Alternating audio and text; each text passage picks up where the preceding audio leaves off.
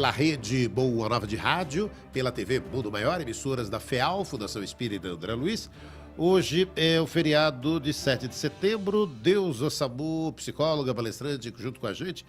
E o tema hoje do Jornal Nova Era, o Setembro Amarelo. Deusa, você comentava aí no primeiro bloco. Então, eu queria abrir para a gente poder conversar um pouquinho. A morte de quem perde alguém, a família. Vamos pegar esse lado sempre família, né? A morte de quem perde alguém por suicídio, ela é diferente de quem perde alguém por doença ou acidente? Sim, sim. Eu acho que você não fez a pergunta... Você perguntou se a morte de alguém que perde. Não, o luto de alguém que perde, okay. Né? O luto, porque luto, gente, você que está aí ouvindo, luto é tudo que você faz para elaborar uma perda. Toda vez que você perde algo ou alguém, qualquer perda, você tem um ano, teoricamente, para elaborar. E essa elaboração é chamada de luto. Sim, Damião, o luto de quem perde alguém pelo suicídio é diferente. Por quê? Porque o luto ele é carregado de culpa. Normalmente, quando nós estamos vivendo um luto, nós sentimos culpa. Mesmo quando nós fizemos tudo por aquela pessoa que está doente, por aquela pessoa que está aí fazendo algum tratamento, e você vai lá e se dedica e tal, é normal que você sinta culpa. Você fica se perguntando se você fez tudo que deveria, se você tivesse feito diferente. É normal, entendeu? Quando há um suicídio, há uma carga de culpa maior. A pessoa fica se perguntando, principalmente no caso dos pais, né? Agora, recentemente, nós atendemos uma família de um adolescente de 15 anos que se suicidou, tem um mês. Uhum. E os pais, quando são os pais que encontram o corpo, aquela cena fica impressionado nos sentidos. Então, isso dá um peso maior para o luto. Os pais vão ficar muito preocupados. Se deveria, se poderia, por que não fez assim, por que não fez assado, né? Então, sim, o luto de quem perde alguém pelo suicídio é diferente, é mais pesado. E você também, antes do intervalo, a gente estava aqui comentando, não sei se no intervalo ou no off, que aqui o jornal não para, né? A gente faz o intervalo, mas os nossos comentários prosseguem. Você falava que estas questões, esses números, quando a estatística traz o número de pessoas que se suicidam, a forma como a pessoa se suicida, mas os motivos, não, Deus, que levam a pessoa a se suicidar, foi isso que você comentou antes?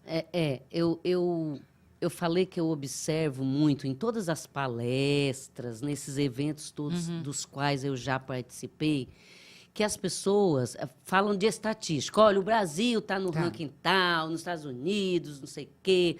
E entre os índios é muito comum o suicídio. O número é altíssimo de suicídio.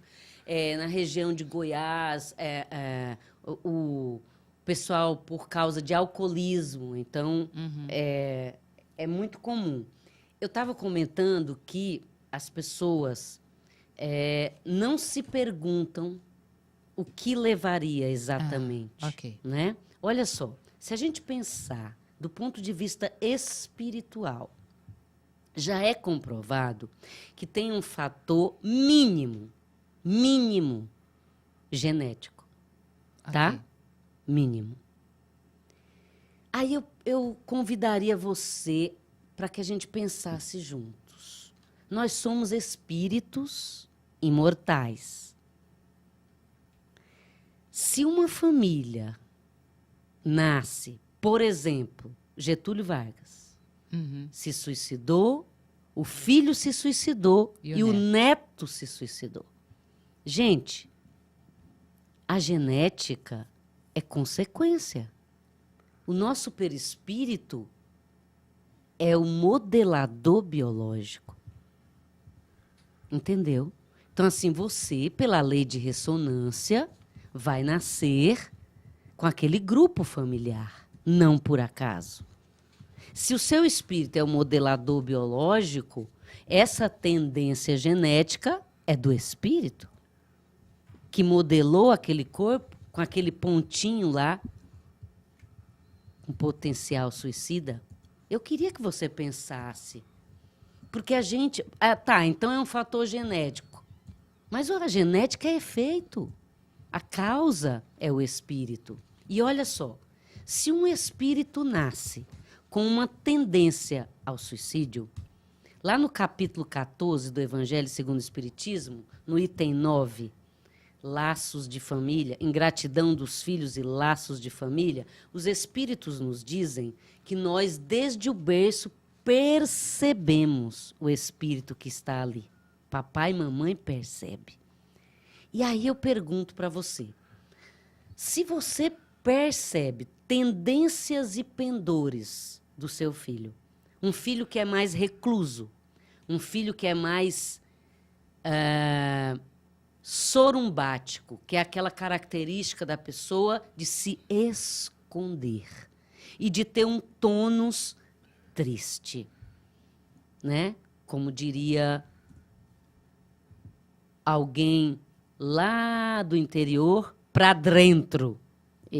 A pessoa é pra dentro, entendeu? Então, se você percebe desde cedo, e se a sua tarefa, enquanto pai, enquanto mãe, é conduzir esse espírito,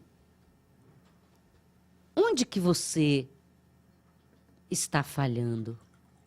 Por que você, percebendo desde cedo, não contribuiu para que esse espírito encontrasse o sentido da vida?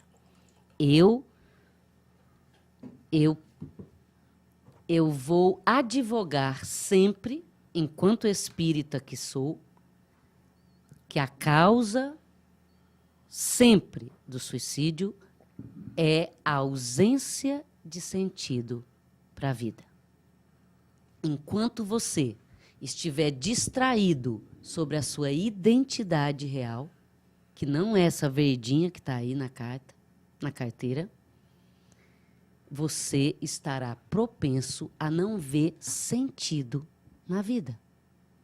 E aí, no dia que falta dinheiro, você vai pensar em se matar. No dia que surge uma doença grave, você vai pensar em se matar. E aí, no dia que as coisas não estarão como você gostaria, você vai estar cogitando de se matar. E aí você banaliza o nosso bem maior, que é a vida. Você só banalizará. É isso? Banalizará. Isso. O seu bem maior se você não tem esperança. Esperança. Quem que tem bacana. esperança, persevera. E você só vai perseverar se você souber que tem luz no fim do túnel. É por isso que a religião, qualquer religião, faz uma baita de uma diferença ante a morte. Qualquer morte. A religião, Deus, a concepção de um poder maior sempre faz uma significativa diferença na postura do indivíduo ante a morte e, por que não dizer, ante a vida. Quando nós começamos o jornal Nova Era desta quinta-feira, feriado, a Deusa ela disse que é importante falarmos a respeito da morte, né? Hoje é feriado, as pessoas estão aí nos acompanhando, pode pensar, puxa, mas justo hoje que eu estou em casa? Mas é por isso, a gente tem a oportunidade de abrir essa questão, a morte. A morte é uma das, eu acredito que é uma das únicas coisas que a gente tem realmente a certeza que vai acontecer na vida de todos nós. Nós chegamos aqui, temos a certeza da pluralidade das existências, vamos ter diversas oportunidades para colocar em prática as nossas habilidades, as nossas experiências, mas a questão da morte, ela deve ser conversada. E o suicídio, que nós trouxemos aqui como tema para este jornal especial de feriado, é por conta da necessidade que temos de olhar para o outro de uma forma mais ampliada, não é, Deus? Exatamente. E não falar de morte, qualquer morte, nos deixa estupefatos sempre diante de qualquer evento relacionado à morte. Hamed, o Espírito, através da psicografia de Francisco do Espírito Santo Neto, nos fala da nossa impressão pelos sentidos, né? Então, assim, alguém que perde um familiar por acidente, alguém que presencia uma morte violenta, ele fica impressionado pelos sentidos. Uhum. E se ele não tiver um grau de convicção qualquer que o espírito não é o corpo, isso causa um impacto muito grande. E o Sim. luto se prolonga, entende? Eu vejo muita gente doente porque é um luto prolongado. Um luto que não falta. Ontem eu atendi uma mulher e ela disse para mim, Deusa, eu não aceito a morte do meu pai. Já faz 10 anos, eu não aceito a morte do meu pai. E eu disse para ela, parabéns. De cada 10 pacientes que eu atendo, 9 não aceitam. Mas sabe por quê que não aceita? Porque a gente entende aceitar como achar bom. E não é. Entendeu? Nossa, que bom, morreu, que ótimo. Gente, não é isso. Aceitar é justamente você emparelhar conceitos relacionados àquela contingência. O que você pode mudar, o que você não pode mudar e transitar entre esses dois polos com o máximo de equilíbrio que você conseguir. Com suicídio também é assim. Então, veja, se você não fala disso, se você nunca cogitou disso, e se você não tem nenhum conceito, nenhum postulado que você formou através da sua lógica, não é? Buscando uma doutrina, uma religião, qualquer argumento para consolidar alguma convicção na sua cabeça, você vai sofrer muito. Você vai ficar muito perdido e você não vai aceitar nunca. Entende? Uhum. Então, esse processo de aceitação envolve compreensão do fenômeno. Por que alguém se suicidaria? O que estaria, né, como os adolescentes falam, o que está pegando? Não é? Então a pessoa fala, por exemplo, no caso desse menino de 15 anos que se suicidou recentemente, que eu atendi a família, as pessoas falaram que é porque ele era homossexual e a família não aceitava. Certo. Tá? Olha só, pode ser que seja isso. Esse um fator da não aceitação, do medo do que estava por vir, porque ele iria... Como que ele iria viver? Ele estava aprisionado nessa questão. E ele sabia que a família não ia aceitar. Então, olha só, isso é um fator. É um fator que a não aceitação, a rejeição dos pais reforçou. Mas o que eu quero que você atente, você que está aí, prestando atenção e refletindo comigo, é que todos esses fatores, eles, sozinhos, não causariam a morte de alguém. Não levariam, não impulsionariam, não impeliriam alguém a se matar. Uhum. Se essa pessoa tivesse sentido para a vida. Entendeu? Esse espírito que está com 15 anos, que está homossexual. Uhum. Se ele tem um entendimento sobre a vida, um entendimento dilatado, que dê sentido, ele estará aparelhado para lidar com a reação dos pais, da sociedade, de quem quer que seja. Então, ele não vai se matar. E Deus, a hora que a gente fala do jovem, esse ano a gente teve 2 momentos aí que impactaram muito o jovem. A gente teve aquela série de TV e a Baleia Azul. Quer dizer, gente, e aí acho que... A série As 13 Razões, Isso, né? E a isso. Baleia Azul, o jogo. Porque aí a hora que você está justamente comentando, né? Como não impactar tanto e essa estrutura do jovem, dessa religiosidade que pode dar essa sustentação ao jovem não cair nessas ciladas. Exatamente. Eu acredito que o diretor do filme das 13 razões, ele deve ter um histórico relacionado à temática, porque nunca ninguém vai falar de alguma temática se ele não tem algum histórico, né? Acredito que ele tem um histórico e acredito que ele fomentou o assunto quando ele publica, não é? Ele fomentou. E acredito também que, a partir dessa fomentação, nós todos deveríamos discutir se aquilo que ele propõe lá faz sentido. Porque, de novo, a gente vai voltar.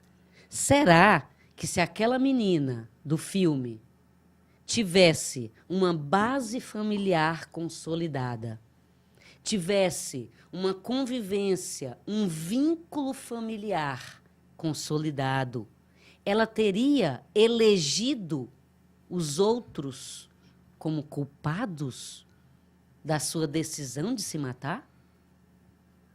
Aliás, se ela tivesse uma base familiar e amorosa consolidada, ela nem, falando de um jeito grosseiro, ela nem ia dar bola para qualquer comportamento dos outros.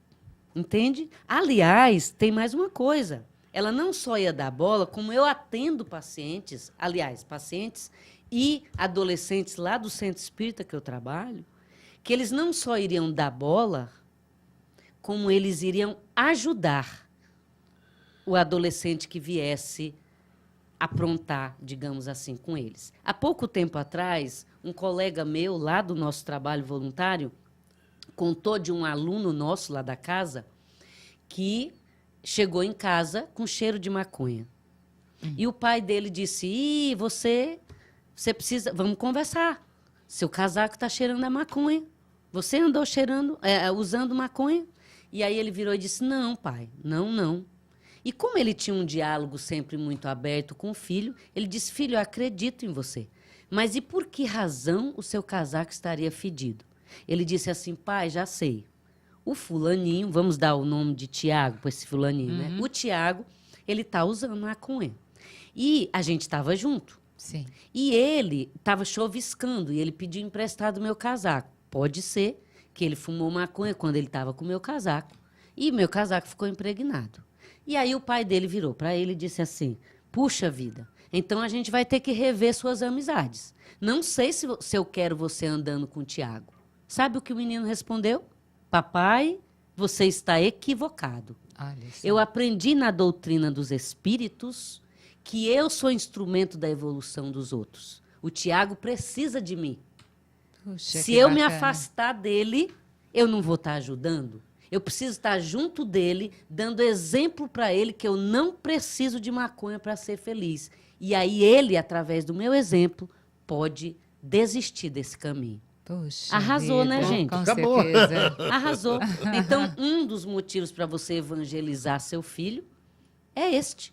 É que ele descubra o papel dele na sociedade. Então, baleia azul nenhuma, nem cor-de-rosa, nem amarelo, nem de qualquer cor, vai ter nenhum poder sobre esse espírito que tem sentido para a vida, que não vai destruir o corpo, que é instrumento da sua evolução, que é um templo sagrado de Deus, não é? Estamos aqui a 10 minutinhos para o final. Sabe o que eu queria que você falasse aqui? Eu acho que é importante trazermos aqui para o nosso ouvinte, para o nosso telespectador. Desde o início você está falando sobre este sentido para a vida. O como é importante buscarmos o sentido para a vida. Mas como a gente busca sentido para a vida? Colocando Deus na vida do filho. É uma cadeia, né? Tudo começou com a sua avó, que passou para sua mãe. Sim. E que entende, gente? É uma cadeia. Se você tem Deus, a coisa é preta, bem preta. É bem difícil, porque nós estamos num mundo de provas e expiações. Não vai né? ser fácil só porque Não temos vai ser Deus. fácil só porque temos Deus. Mas você estará aparelhado para lidar com os desafios típicos de um mundo de provas e expiações. Sem Deus, não tem sentido. Você não consegue fechar as pontas.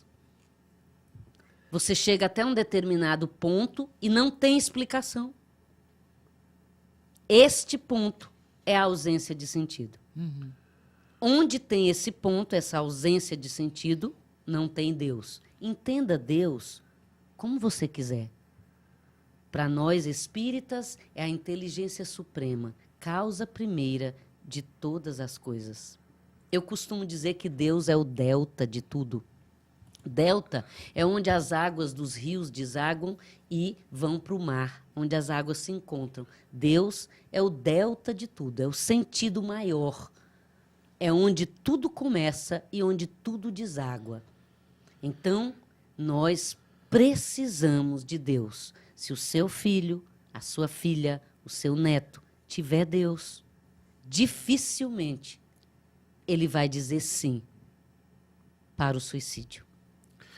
Nós estamos com a Deusa Samu, que é psicóloga e palestrante, falando do Setembro Amarelo, que é uma campanha, justamente, como estamos fazendo aqui, de conscientização a você, amigo ouvinte, telespectador, sobre a prevenção do suicídio. Objetivo direto, simples, claro, de alertar a população a respeito desta realidade que é do suicídio, tanto no Brasil como no mundo, né? E suas formas de prevenção. Ocorre no mês de setembro, aqui no Brasil, desde 2014, recente, amigo, olha, é muito novo isso, né? Por meio, aí, lógico, essas campanhas, né? São aquelas de deixar os museus, os espaços aí com a cor amarela, e nós, né? Da Rede Boa Nova de Rádio, da TV Mundo Maior, da FEAL, da Fundação Espírita André Luiz, onde a gente tem essa possibilidade, no feriado como o de hoje, né? De trazer a Deusa Samu, ela que inclusive realiza várias palestras sobre o tema, que uma proposta é exatamente essa, né, Deusa? A gente alertar, como você fez, né? Lembrar o jovem dessa importância da religiosidade, como a Deusa comentou, não estamos falando, você tem que ser espírita. Não, olha, você escolhendo uma religiosidade para você, ótimo, maravilhoso. Você tá se encontrando, aquilo que te faz bem.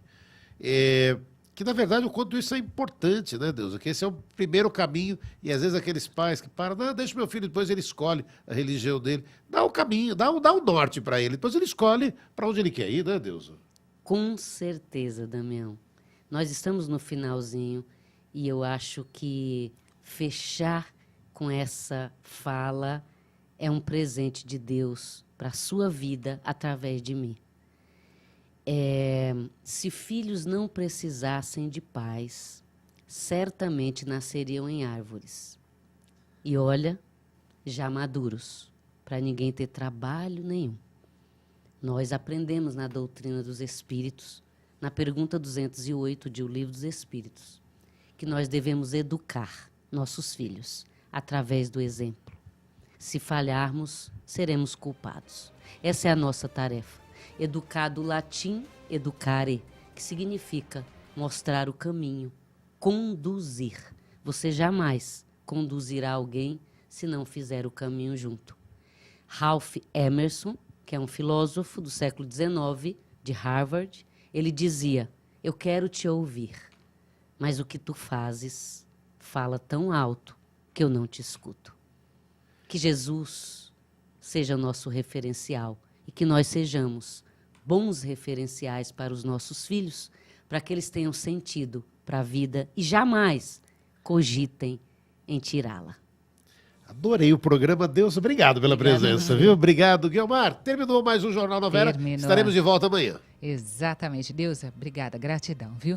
Você, ouvinte, telespectador, aproveite o seu feriado, tem Jornal Nova Era amanhã. E reflita, acho que porque a Deusa comentou durante o programa, a gente fez um programa para que você possa, não só hoje, mas reflita nessa nossa existência sobre o tema. Um grande abraço e até amanhã com mais uma edição do Jornal Nova Era, pela Rede Boa Nova de Rádio, pela TV Mundo Maior, emissoras da FEAL, Fundação Espírita André Luiz. Um grande abraço.